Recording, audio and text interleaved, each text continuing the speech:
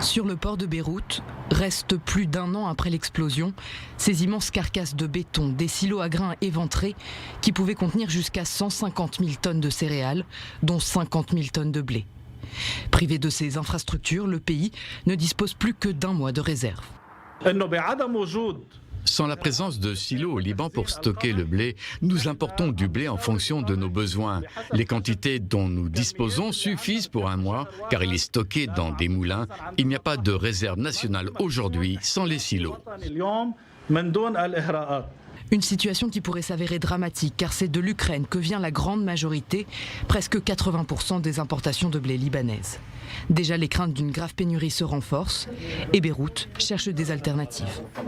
Ce sur quoi nous avons travaillé a d'abord été de contacter un certain nombre de pays, dont les États-Unis d'Amérique, l'Inde, le Canada et certains pays européens qui produisent le blé tendre utilisable pour la production de pain arabe.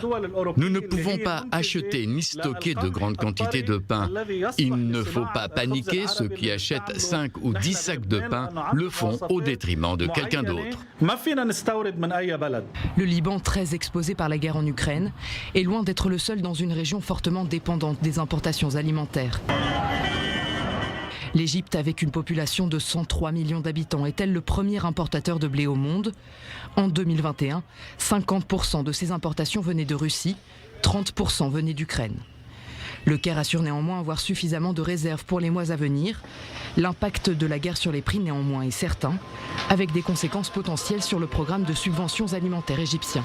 Voilà plus de 50 ans que le pays subventionne son pain, permettant aux citoyens les plus pauvres d'obtenir un lot de 5 miches par jour.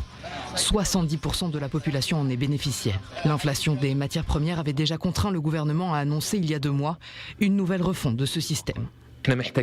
Nous devons aujourd'hui revoir l'ensemble du dispositif de subvention et c'est sur cela que nous travaillons actuellement. Nous y travaillons car je suis convaincu qu'il y a beaucoup de gens qui bénéficient de ce régime alors qu'ils ne le méritent pas.